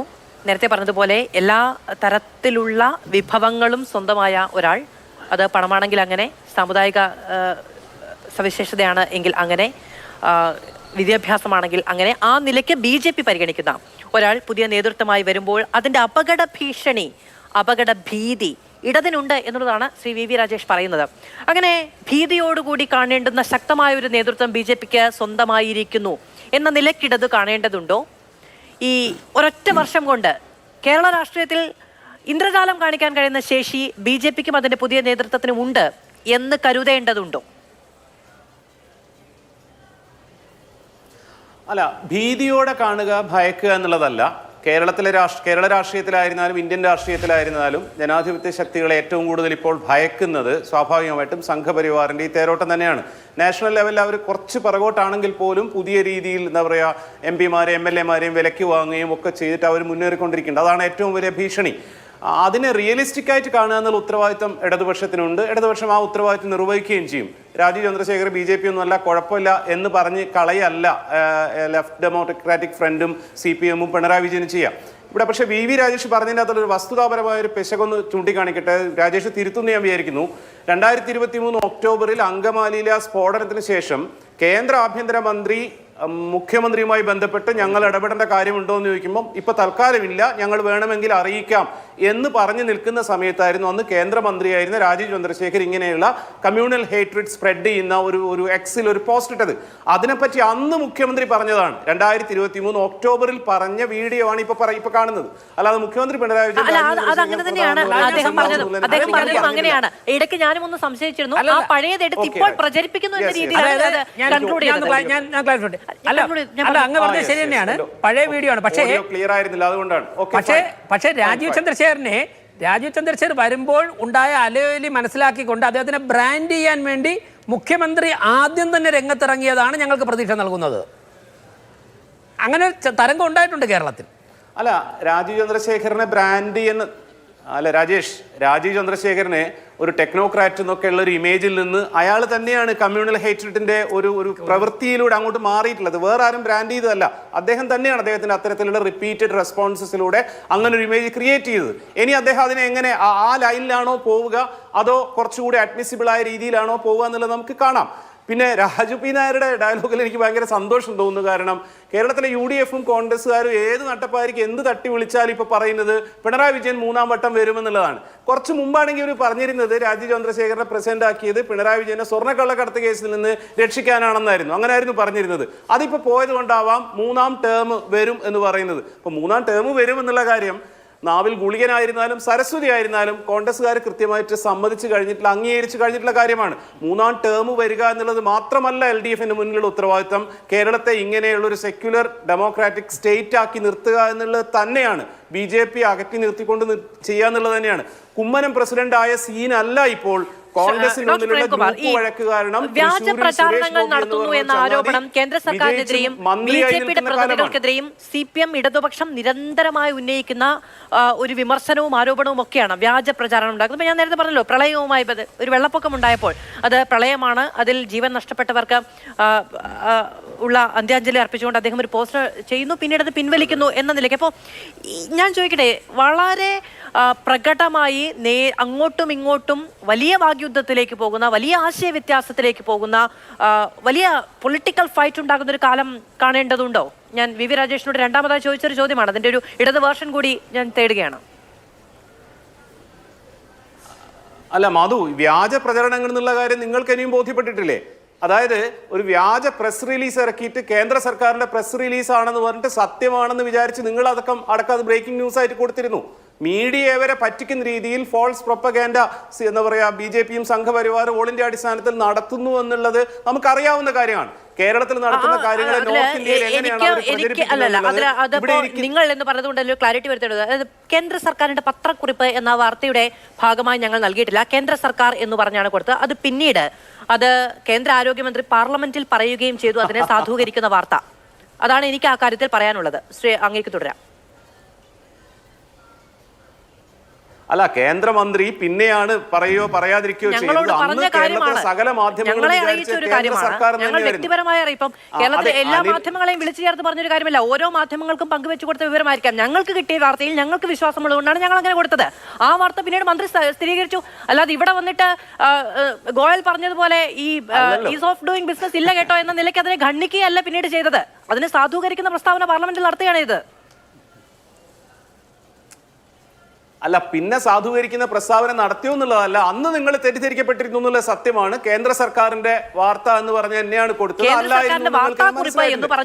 കേന്ദ്ര സർക്കാരിന്റെ പ്രതിനിധികളോ കേന്ദ്ര സർക്കാരിന്റെ വേർഷനോ മാധ്യമ പ്രതിനിധികൾക്ക് കൊടുക്കുകയും പിന്നീട് അതിനെ അവർ ഖണ്ഡിക്കുകയും ചെയ്യാതിരിക്കുന്നിടത്തോളം കാലം അത് കേന്ദ്ര സർക്കാരിന്റെ അറിയിപ്പാണ് എന്ന കാര്യത്തിൽ ഞങ്ങൾക്ക് ബോധ്യമുണ്ട് എന്ന നിലയ്ക്ക് ഞങ്ങൾക്കത് പറയാൻ കഴിയും. ചിരിച്ചതുകൊണ്ട് മറുപടിയാവില്ല. മധു പോട്ടെ, അത് കേന്ദ്ര സർക്കാരിൻ്റെതായിരുന്നില്ല, അനിൽ ആന്റണിയുടെ കുറിപ്പായിരുന്നു. അത് വിടാം, അത് വളരെ പച്ചവെള്ളം പോലെ സത്യമായ ഒരു കാര്യമാണ്. ഞാൻ പറഞ്ഞ ഫോൾസ് പ്രൊപ്പഗാൻഡ എന്നുള്ള സാധനം BJPയും പരിവാറും ഇന്ത്യയിൽ ഉപയോഗിക്കുന്നു എന്നുള്ളത് ഒരു വളരെ നമുക്ക് എല്ലാവർക്കും അനുഭവമുള്ള ഒരു കാര്യം തന്നെയാണ്. അതിനെ നേരിടുക എന്നുള്ളത് കേരളത്തിലുള്ള ഇടതുപക്ഷം എന്ന് അവകാശപ്പെടുന്ന UDFും യഥാർത്ഥ ഇടതുപക്ഷമാണെന്ന് പറയുന്ന LDFിന്റെ ഒക്കെ ഉത്തരവാദിത്തം തന്നെയാണ് ഈ കാര്യങ്ങളെ നേരിടുക എന്നുള്ളത്. പക്ഷെ പലപ്പോഴും നമ്മൾ കാണുന്നത് കോൺഗ്രസ് ഇതിൻ്റെ അകത്ത് എന്താ പറയുക, വളരെ സോഫ്റ്റ് ആയിട്ടുള്ള ഒരു നിലപാട്. അതാണ് ഇന്നിപ്പോൾ കണ്ടിട്ടുള്ളത്. VD സതീശനെ പോലുള്ള ഒരാൾ, അദ്ദേഹം പ്രതിപക്ഷ നേതാവായിരുന്ന സമയത്ത് VD സതീശനോട് ഒരു ഇന്റർവ്യൂവിൽ ചോദിച്ചിട്ടുണ്ടായിരുന്നു ഒരാൾ, അഥവാ നിങ്ങൾ BJPയിൽ പോകുമോ എന്ന് ചോദിച്ചപ്പോൾ അദ്ദേഹം പറഞ്ഞ മറുപടി, അഥവാ എന്തെങ്കിലും കാരണവശാൽ അങ്ങനെ ഒരു സിറ്റുവേഷൻ വന്നാൽ ഞാൻ ആത്മഹത്യ തിരഞ്ഞെടുക്കുമെന്ന് ഇന്റർവ്യൂവിൽ അന്ന് പറഞ്ഞ ആളാണ് VD സതീശൻ. അദ്ദേഹത്തിന്റെ വിളക്ക് കത്തിക്കലൊക്കെ പോട്ടെ, ഞാൻ പരാമർശിക്കുന്നില്ല. അങ്ങനെയുള്ള വി ഡി സതീശൻ പോലും എന്ന് പറയുന്നത് രാജീവ് ചന്ദ്രശേഖരന് BJP-യുടെ ഐഡിയോളജി ഷെയർ ചെയ്യുന്നില്ല എന്നുള്ളതാണ്. എങ്ങനെയാണ് ഒരു കാരണത്തിൽ ഒരു സംഗതി ഇത്ര ലൈറ്റ് ആയിട്ട് എടുക്കുന്നത് നോക്കൂ. നമ്മുടെ മുന്നിൽ നിൽക്കുന്ന വളരെ ഭീതിതമായ ഒരു പ്രശ്നത്തെ എങ്ങനെ ലൈറ്റായി എടുക്കുന്നു എന്നുള്ളത്. തൃശ്ശൂർ സീറ്റ് അങ്ങനെയാണ് ഇവർ കൊണ്ടുപോയി കൊടുത്തിട്ടുള്ളത്. തൃശ്ശൂർ സീറ്റ് ചുമ്മാ താലത്തിൽ വെച്ചിട്ട് BJP-ക്ക് കൊടുക്കുമായിരുന്നു കോൺഗ്രസ്. ആ ഒരു അലേർട്ട്നെസ് കോൺഗ്രസ് കാണിക്കുന്നില്ല. അത് ആത്യന്തികമായിട്ട് കേരളത്തിലെ കോൺഗ്രസിന്റെ സാധ്യതകൾ തന്നെയാണ് അത് വല്ലാതെ ബാധിക്കുക എന്നുള്ളതാണ് സത്യം. പിണറായി വിജയൻ മൂന്നാം വട്ടം വരുമോ എന്നുള്ളതിനേക്കാൾ ഭീതിതമായി കാണേണ്ടത് കോൺഗ്രസിന്റെ വോട്ട് ബാങ്കിലേക്ക് ഇവരെങ്ങനെ കയറുന്നു എന്നുള്ളതാണ്. അത് നമുക്കും കൺസേൺ ഉള്ള കാര്യം തന്നെയാണ്. ഓക്കെ, ഞാൻ അങ്ങിലേക്ക് വരാം. ശ്രീ രാജു പിന്നാർ, കോൺഗ്രസിന്റെ വോട്ട് ബാങ്കിലേക്ക് എങ്ങനെ BJP കടന്നു കയറുന്നു എന്നുള്ളത് CPM നിരന്തരമായി ഉന്നയിക്കുന്ന ഒരു കാര്യമാണ്. ഇപ്പോൾ BJP ഒന്നാം സ്ഥാനത്തേക്ക് എവിടെയെങ്കിലും എത്തുകയാണെങ്കിൽ കോൺഗ്രസ് മൂന്നാം സ്ഥാനത്തേക്ക് പിന്തള്ളപ്പെടുന്നു എന്ന കാര്യം അടക്കം ഇടതുപക്ഷം നിരന്തരമായി ഉന്നയിക്കുന്ന ആരോപണവുമാണ്. അപകട ഭീഷണി, അപകടം എന്ന വാക്ക് ഞാൻ അങ്ങിൽ നിന്നാണ് കേട്ടോ എടുക്കുന്നത്, അല്ലാതെ BJP വരുമ്പോൾ അപകടമാണെന്ന് മാധു ആവർത്തിച്ചു എന്നൊന്നും പറഞ്ഞേക്കരുത്. ഓക്കെ, അപ്പോൾ അപകട ഭീഷണി കൂടുതൽ കോൺഗ്രസിനാണ് എന്ന് നേരത്തെ ശ്രീ ജയശങ്കർ അടക്കം പറഞ്ഞ കാര്യം അങ്ങ് ചിന്തിച്ചിട്ടുണ്ടാകും. വോട്ട് ബാങ്കിൽ ചോർച്ചയുണ്ടാകും BJP കൂടുതൽ ശക്തമാകുമ്പോൾ കോൺഗ്രസിന് എന്ന വിശകലനത്തെ എങ്ങനെയാണ് കോൺഗ്രസ് കാണുന്നത്? മധു, ഒരു അല്പം സമയം തന്നെ 3-4 കാര്യങ്ങൾക്ക് പറയാനുണ്ട്. ഒന്ന് ഞാൻ പ്രേംകുമാർ പറഞ്ഞ ഒരു അവസാനത്തെ ഒരു കാര്യത്തിൽ നിന്ന് പറയാം. തൃശ്ശൂരെ വിജയം കൊണ്ട് BJP-യുടെ വിജയം കൊണ്ട് കോൺഗ്രസ് സമ്മാനിച്ച വിജയം എന്നാണ് പറഞ്ഞത്. പക്ഷേ അങ്ങനെയാണെങ്കിൽ ആലപ്പുഴയിൽ നിങ്ങൾ ശോഭാ സുരേന്ദ്രനെ വിജയിപ്പിക്കാൻ വേണ്ടി ശ്രമിച്ചത് KC വേണുഗോപാൽ പരാജയപ്പെടുത്തിയോണ്ടല്ലേ? AM ആരിഫിന് കഴിഞ്ഞ 2019 തെരഞ്ഞെടുപ്പ് വോട്ട് കിട്ടിയതിനേക്കാൾ 1,00,000 ചില്ലറ വോട്ട് കുറഞ്ഞല്ലോ. ആ വോട്ട് നിങ്ങൾ പറയുന്ന രീതിക്ക് ഇവിടെ നിന്ന് പോയാൽ അവിടെയാണ് എത്തേണ്ടതെങ്കിൽ അത് ശോഭാ സുരേന്ദ്രനല്ലേ കൂടിയത്. അപ്പോൾ KC വേണുഗോപാൽ എന്നുള്ളൊരു വ്യക്തിയാണല്ലോ ശോഭാ സുരേന്ദ്രനെ കൂടി വിജയിപ്പിക്കാനുള്ള രാഷ്ട്രീയം ഇല്ലാതെയാക്കിയത്. പിന്നെ പ്രേംകുമാർ ഈ കഴിഞ്ഞ പാർട്ടി സമ്മേളനങ്ങളൊക്കെ നടന്ന ചർച്ചകളും അതിൻ്റെ റിപ്പോർട്ടുകളൊക്കെ എടുത്തൊന്ന് വായിക്കണം. കണ്ണൂർ മുതൽ ആറന്മുള ആറ്റിങ്കൽ വരെ ഞങ്ങളുടെ വോട്ട് ബാങ്ക് മുഴുവൻ BJP-യിലേക്ക് ഒലിച്ചുപോയി എന്ന് പ്രവർത്തന റിപ്പോർട്ട് എഴുതി വെച്ച പാർട്ടിയാണ്. അപ്പോൾ അതവിടെ നിൽക്കട്ടെ, അതൊക്കെ വെറുതെ ഈ ചർച്ചയ്ക്ക് പറയാൻ വേണ്ടി പറയുന്നതിനപ്പുറമൊന്നും ഞങ്ങളൊന്നും കാണുന്നില്ല. പിന്നെ അഡ്വക്കേറ്റ് ജയശങ്കർ പറഞ്ഞത് ഞാൻ അത് വെറുതെ ഒരു പാസിംഗ് കമൻറ്റോ അല്ലെങ്കിൽ ഇതുമായിട്ട് നടത്തിയല്ല. എന്നെ സംബന്ധിച്ചിടത്തോളം കഴിഞ്ഞ 3 തെരഞ്ഞെടുപ്പിൽ കേരളത്തിൽ BJP-ക്ക് വോട്ട് ഷെയർ കൂടിയത് മുതൽ ഉണ്ടായിക്കൊണ്ടിരിക്കുന്ന രാഷ്ട്രീയ മാറ്റം, ത്രികോണ മത്സരത്തിൻ്റെ രാഷ്ട്രീയം എങ്ങനെയാണ് വർക്കൗട്ട് ചെയ്യുന്നതിനെ സംബന്ധിച്ച് കൃത്യമായിട്ടുള്ള ബോധ്യത്തിൻ്റെ അടിസ്ഥാനത്തിൽ ഞാൻ പറഞ്ഞതാണ്. എങ്ങനെയാണ് 144 കോടി ജനങ്ങളുള്ള ഇന്ത്യയിൽ 62 കോടി ജനങ്ങൾ വോട്ട് ചെയ്തപ്പോൾ 23 കോടി ജനങ്ങൾ വോട്ട് മാത്രം കിട്ടിയ നരേന്ദ്രമോദി ഇന്ത്യയുടെ പ്രധാനമന്ത്രിയായിരിക്കുന്നത്? ഞങ്ങൾ കഴിഞ്ഞ തെരഞ്ഞെടുപ്പിൽ ശ്രമിച്ചത് എന്താ? ആ എതിർക്ക് നിൽക്കുന്ന വോട്ടുകളെ മുഴുവൻ ഇന്ത്യ യൂണിയനിലേക്ക്, ഇന്ത്യ സഖ്യത്തിലേക്ക് ആ വോട്ടുകളെ എത്തിക്കുക എന്നുള്ളതാണ്. അത് ശ്രമം ഒരു പരിധിവരെ വിജയിച്ചതുകൊണ്ടാണ് ഇന്ന് 240-ൽ ഇന്ന് നരേന്ദ്രമോദി ഇരിക്കുന്നത്. കേരളത്തിൽ ആ ത്രികോണ രാഷ്ട്രീയത്തിൻ്റെ മത്സരത്തിൻ്റെ രാഷ്ട്രീയമുണ്ട്. ആ ത്രികോണ മത്സരത്തിൻ്റെ രാഷ്ട്രീയം ഇവിടെ ഉള്ള പ്രത്യേകത എന്ന് വെച്ചാൽ ഈ 2 പേരും ശത്രുക്കളാണെന്ന് തോന്നുമെങ്കിൽ പോലും അവർ ഒരുമിച്ച് നിന്നുകൊണ്ടൊരു കോമൺ ലക്ഷ്യത്തിന്, കോൺഗ്രസിനെ ഇല്ലാതെയാക്കുക എന്നുള്ളൊരു കോമൺ ലക്ഷ്യത്തിന് വേണ്ടി പോവുകയാണ്. നരേന്ദ്രമോദിയും പിണറായി വിജയനും അക്കാര്യത്തിലുള്ള ഒരേ അജണ്ടയാണ്. ഇപ്പോൾ പ്രേംകുമാർ ഇവിടെ പറഞ്ഞു ഇതിനുകൂടി കൂട്ടിച്ചേർത്ത് പറഞ്ഞാൽ മതി. ഈ ത്രികോണ മത്സരത്തിന്റെ സാധ്യത എന്നതിൽ പോലും കോൺഗ്രസിലെ നേതാക്കൾക്ക് തമ്മിൽ ആശയപ്രശ്നമില്ലേ? ഇപ്പൊ ചെന്നിത്തല ത്രികോണ മത്സരമുണ്ട് എന്ന് പറയുന്നത് പോലെ അല്ല കെ മുരളീധരൻ. ശരി, പറഞ്ഞോളൂ. ഇല്ല, അല്ല, ഒരാശയ പ്രശ്നവുമില്ല. ഞങ്ങളെ സംബന്ധിച്ചിടത്തോളം ഒറ്റ ലക്ഷ്യമേ ഉള്ളൂ. പിണറായി വിജയനെതിരെ ഇന്ന് കേരളത്തിൽ നിൽക്കുന്ന ജനവികാരം, ആ ജനവികാരം ഭിന്നിച്ചു പോയാൽ പിണറായി വിജയൻ വീണ്ടും അധികാരത്തിൽ വരുത്തുന്ന സാഹചര്യം ഉണ്ടാവും. അതുകൊണ്ട് ഞങ്ങൾ വോട്ടർമാർക്ക് കൊടുക്കുന്ന, കേരളത്തിലെ ജനങ്ങൾക്ക് കൊടുക്കുന്നത് അപകട ഭീഷണിയാണ്. നിങ്ങളുടെ വോട്ടുകൾ നിങ്ങൾ പിണറായി വിജയൻ എതിർക്കുന്നുണ്ടെങ്കിൽ അത് UDF-ന് ചെയ്താൽ മാത്രമേ പിണറായിയെ മാറ്റാൻ സാധിക്കുകയുള്ളൂ എന്നുള്ള അപകട ഭീഷണിയാണ്. BJP മത്സരിക്കുന്നത് ജയിക്കാൻ വേണ്ടിയല്ല, നമുക്കറിയാലോ, വളരെ കൃത്യമായിട്ട് നമുക്കറിയാലോ. പിന്നെ പ്രേംകുമാർ ഇവിടെ പറഞ്ഞു ഞാനിപ്പോൾ സ്വർണ്ണക്കള്ളക്കടത്തിനെ കുറിച്ചും മറ്റൊന്നും പറയും. ഇതൊക്കെ പറയുന്ന കാര്യങ്ങളാണ്. ഞാൻ ഒരു കാര്യം മാത്രം മാധുരോട് ചോദിക്കുന്നു. ഈ മാസപ്പടി വിവാദം ഉണ്ടായപ്പോൾ അതിന് തൊട്ടുപിറകെ BJP-യുടെ സംസ്ഥാന പ്രസിഡന്റ് പത്രസമ്മേളനം നടത്തിയിട്ട് എറണാകുളത്തെ വിദ്യാഭ്യാസ കൺസൾട്ടൻസി സ്ഥാപനമായ സാന്റാ മോണിക്ക മുതൽ 10 കമ്പനികൾ ഈ പിണറായി വിജയൻ്റെ മകളുടെ അക്കൗണ്ടിലേക്ക് പണം കൊടുക്കുന്നതിനെ സംബന്ധിച്ച് ഞങ്ങളുടെ കയ്യിൽ വിവരമുണ്ടെന്ന് പറഞ്ഞു. എറണാകുളത്തെ മാധ്യമപ്രവർത്തകരോട് അന്വേഷിച്ച് കഴിഞ്ഞാൽ ഇതിൽ നിന്നുള്ള ഫോട്ടോ കാണിച്ചപ്പോൾ പ്രകാശ് ജാവ്ദേക്കറുടെ വാട്സാപ്പ് മെസ്സേജിൽ നിന്നാണ് അത് നോക്കി വായിച്ചത്. അന്നത്തെ മാധ്യമപ്രവർത്തകർ എന്നോട് പറഞ്ഞു കണ്ടിട്ടുണ്ട്. ഞാൻ ചോദിക്കട്ടെ മാധു, ഈ നിമിഷം വരെ ഈ രാജേഷ് ഉൾപ്പെടെ BJPയുടെ ഏതെങ്കിലും നേതാക്കന്മാർ ഇവരുടെ കയ്യിലിരിക്കുന്ന ഈ വിവരത്തെ സംബന്ധിച്ച് പിന്നീട് പിണറായി വിജയന്റെ മകൾക്കെതിരെ ആരോപണം ഉന്നയിച്ചിട്ടുണ്ടോ? സാന്റാമോണിക്ക് ഇവിടെ ഉണ്ടല്ലോ, ULCC ഇവിടെ ഉണ്ടല്ലോ, ഇവരെല്ലാം പൈസ കൊടുത്തുന്നാളായിരുന്നല്ലോ. എന്തേ അന്വേഷിക്കാത്തത്? എന്തുകൊണ്ടാണ് പിണറായി വിജയന്റെ മകൾക്കെതിരെ ഇന്ററിം സെറ്റിൽമെന്റ് ബോർഡ് 2022 ജൂണിൽ വിധി പുറപ്പെടുവിച്ചിട്ടും 3 മാസം കേരളത്തിലെയും നാട്ടിലെയും ജനങ്ങൾ അതറിയാതെ പോയത് എങ്ങനെയാ? കഴിഞ്ഞ നിയമസഭാ തെരഞ്ഞെടുപ്പിന് മുമ്പ് 2021 ED ഇതേ വിഷയത്തിൽ പിണറായി വിജയനെതിരെ അന്വേഷണം നടത്തിയിട്ടും രാജേഷ് എന്തേ ഈ കഴിഞ്ഞ 3 വർഷം പിണറായി വിജയന്റെ മകൾക്കെതിരെയുള്ള ED അന്വേഷണം നടക്കുന്നുണ്ട് എന്ന് നമ്മളോട് പറയാഞ്ഞത്? പക്ഷേ ഈ പറയുന്ന മൂന്നാം മൂഴം ഉണ്ടാവുകയാണെങ്കിൽ അതിൽ ഏറ്റവും കൂടുതൽ കോൺട്രിബ്യൂട്ട് ചെയ്യുന്നത് VD സതീശനടക്കം പ്രതിപക്ഷ നേതാക്കളാണ് എന്നൊരു പരിഹാസം കൂടി അദ്ദേഹം പറയുന്നുണ്ടായിരുന്നു. ചുരുങ്ങിയ വാക്കുകൾ അതിനും കൂടി മറുപടി പറഞ്ഞാൽ നമുക്ക് ഇടവേള എടുക്കാം. അല്ല, അദ്ദേഹം പരിഹാസം അത് പറയുമ്പോൾ നാട്ടുകാരുടെ മുമ്പിൽ പരിഹാസരാവില്ല. അങ്ങനെയാണെങ്കിൽ പിന്നെ ഞാൻ പറഞ്ഞ വാദം കുറെ കൂടി അംഗീകരിക്കണം. കഴിഞ്ഞ ഏകദേശം 15-20 വർഷമായിട്ട് BJP ശക്തിപ്പെടുത്തി വരുന്ന ഈ BJPയുടെ സംസ്ഥാന പ്രസിഡന്റുമാരെല്ലാം പിണറായിയെ വിജയിപ്പിക്കാൻ വേണ്ടിയിട്ടാണ് ഞങ്ങൾ അതിനകത്ത് വിജയിച്ചിട്ടുണ്ട് എന്ന് രാജേഷ് പറഞ്ഞാൽ അദ്ദേഹത്തിൻ്റെ പരിഹാസത്തിന് മറുപടിയാവും. അല്ലെങ്കിൽ പറയണം ഇതുവരെ ഉണ്ടായിരുന്ന എല്ലാവരും കഴിവ് കെട്ടവരാണ്, ഒരെണ്ണത്തിനെ കൊണ്ട് കൊള്ളാത്തത് കൊണ്ട് ഇപ്പം മേളിൽ നിന്ന് ഒരാളെ ഇങ്ങോട്ടേക്ക് അയച്ചൊക്കെയാണ്. കുമ്മനം രാജേഷിനൊക്കെ വെറും വേസ്റ്റ് ആയിരുന്നു, ഒരു കാര്യവും നടന്നില്ല, ഞങ്ങൾ കഷ്ടപ്പെട്ടു, നടന്നില്ല. ഒന്നേ അങ്ങനെ വേണം. അല്ലെങ്കിൽ ഈ പരിഹാസത്തിന് പറയുന്നത് ഇതാണ്, ഞങ്ങൾ കഴിഞ്ഞ ഇത്രയും നാള് ഞങ്ങളുടെ പദ്ധതി അത് ഞങ്ങൾ നടത്തി. നേതാക്കന്മാരെയൊക്കെ നിങ്ങൾ കോൺഗ്രസിന്റെ മീറ്റിംഗിൽ പറയും പോലെ മറ്റുള്ള പാർട്ടിയുടെ നേതാക്കന്മാരെ കുറിച്ച് ഉപയോഗിക്കാൻ രാജേഷ് എന്നെ പഠിപ്പിക്കണ്ട. രാജേഷ് വാക്കെന്ന് ഉപയോഗിക്കാൻ എന്നെ പഠിപ്പിക്കണ്ട. പരാജയമായിരുന്നു നിങ്ങൾ അംഗീകരിച്ചപ്പോൾ നിങ്ങളുടെ ഭാഗത്ത് അല്ല ഞാൻ ഖണ്ഡിച്ചത്, നിങ്ങളുടെ ഭാഗത്തല്ലേ ഞാൻ ഖണ്ഡിച്ചത്. കുമ്മനശാരൻ നിങ്ങൾക്ക് വലുതായിരിക്കും, എനിക്കൊന്നുമല്ല. ഈ നാട്ടിലെ ഏറ്റവും വലിയൊരു വർഗീയവാദിയാണ് അദ്ദേഹം. അദ്ദേഹം ഒരു വർഗീയവാദിയാണ്. ഞാൻ അങ്ങനെ നിങ്ങൾ എല്ലാവരും കാണുന്നുള്ളൂ. അതുകൊണ്ട് അങ്ങേക്ക് അദ്ദേഹം വലിയ ആളാണെങ്കിൽ നിങ്ങൾ പ്രശംസിച്ചോളൂ. താങ്കളെ പഠിപ്പിക്കാനുള്ള പ്ലാനൊന്നും എനിക്കില്ല, എൻ്റെ ജോലി അതുമല്ല. പിന്നെ ഞാൻ അങ്ങയുടെ പാർട്ടിയുടെ നേതാക്കന്മാരെ കുറിച്ചായാലും അങ്ങ് തിരിച്ചായാലും ഉപയോഗിക്കുമ്പോൾ ഒരു